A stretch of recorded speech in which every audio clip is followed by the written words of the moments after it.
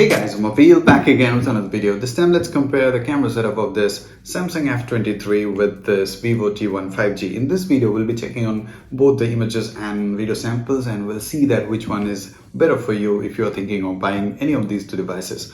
So before we start, if you're new to my channel, then do hit the subscribe button to watch more videos. And if you've already subscribed, a big thank you to all of you guys. So let's get started. So first of all, let's start with the specs. This Samsung F23 comes with triple camera setup on the back, 50 megapixel primary sensor, 8 megapixel ultra wide and 2 megapixel macro sensor. Okay, now on the front it has 8 megapixel sensor. Okay, so this is one concern that you might be having.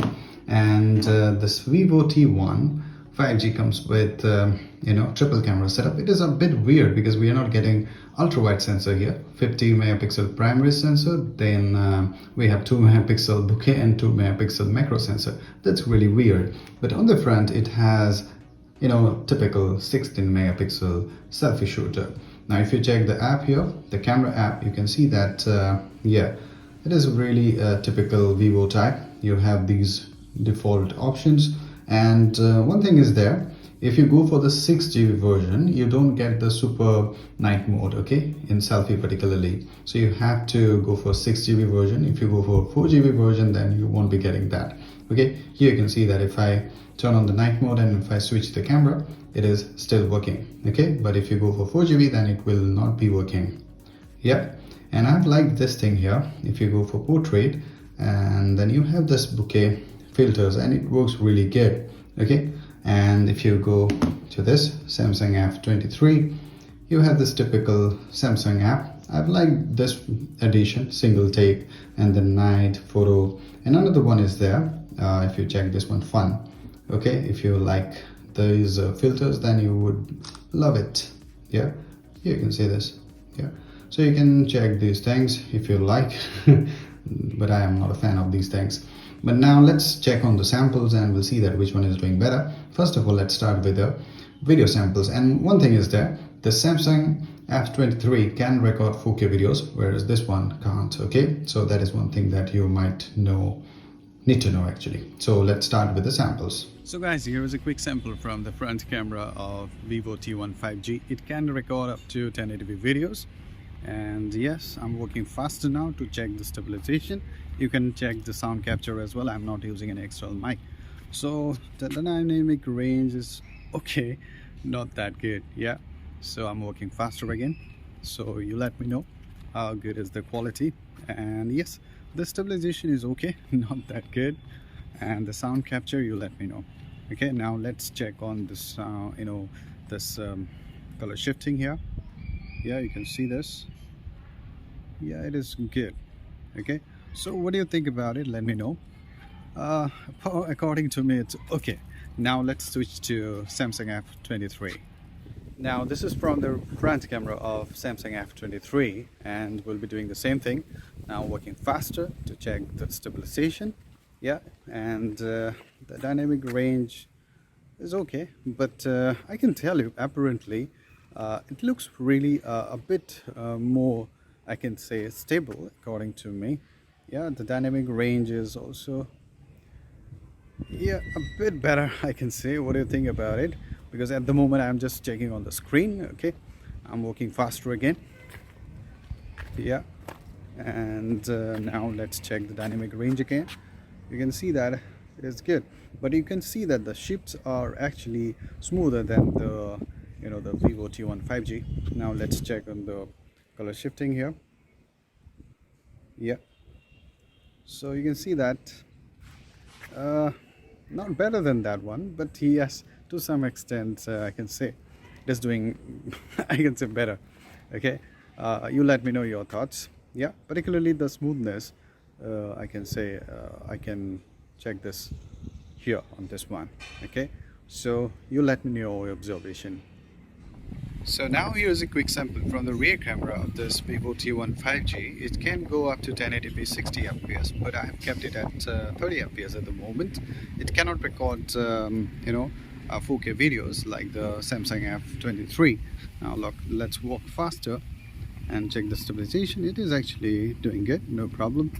Yeah, and now let's check on the focus, the quick focus. Yeah, it takes a second or two, but yes, yeah, not bad. Yeah, not bad. Yes, not bad. Okay, I'm working faster again. So you let me know what you think about it. The dynamic range, yeah, it is good, not bad. The color shifting,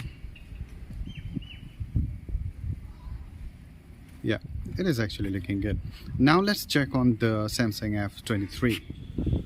So now here's a quick sample from the rear camera of Samsung F23. It can go up to 4K 30 fps, but as I told you, the Vivo T1 5G cannot record 4K videos, so I've kept it at 1080p 30 fps. Okay, now let's walk faster. It is really visible that the video is more stable on this one. Yeah, I'm not using any gimbal, and you can check the sound capture as well. Okay, now let's check on the focus. Yes, it is, I can say, a bit sharper compared to Vivo T1 5G. Yeah, yeah,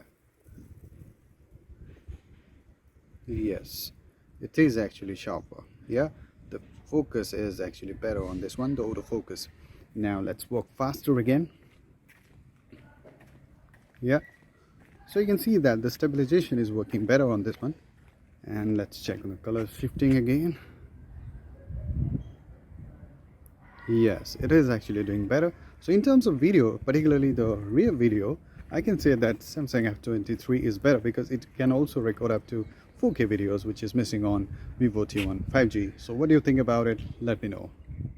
So now let's check on the still images. First of all, let's start with some indoor selfies. The very first thing that you will observe is that Samsung F23 crops the image a bit. Here you can see that the Vivo T1 has better details, better sharpness. Yeah, the Samsung F23 has some kind of warmer tones, I would say.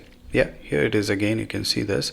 Though it can handle light better than the Vivo T1, if you go outside, you can see that image quality has improved, and you can see that the dynamic range is better in Samsung F23. Here again you can see this, but overall image quality, I can say both are doing good. But yes, to some extent details are better on Vivo T1 and dynamic range is better on Samsung F23. So what do you think about it? Let me know. Next, let's check on the portraits bouquet, and you can see that the front cameras of both of these devices, they can capture good looking images, but particularly this Vivo T1 captures more close to natural colors, and the color accuracy is better, yeah, compared to Samsung F23. Yeah, the depth effect is equally good on both, but I can say that the details and edge detection and the color accuracy, these are better on Vivo T1. So what do you say? When it comes to rear portraits, the Samsung F23 appears to be more consistent here in terms of color reproduction and details. Yes, the Vivo T1 is also good, but sometimes it fails to capture proper colors, and sometimes if you can focus properly, it can capture a really good looking image. Here you can see that it is better than the Samsung F23, but the focus is an issue here. You can see this. If you take portrait shots of non-human object, it fails to capture and prepare the depth effect. Here again you can see the same thing, but overall color reproduction, everything is fine, but you should be having really stable hands to get the proper depth effect. Here you can see that Samsung has done better job here. But yes, if you are having really stable hands and you can check the bokeh effect, then you can use the Vivo T1 as well. But I can say that with the Samsung F23, it is easier to take portrait shots. When it comes to HDR shots, both are actually really good. Yeah, considering the price, you can see that to some extent the HD effect is looking a bit better on Samsung F23. Even the colors are looking very close to natural. Yeah, but yes, T1 is also equally good according to me, and there is very minor difference. Here you can see that in this pic, Vivo T1 has done better than Samsung F23.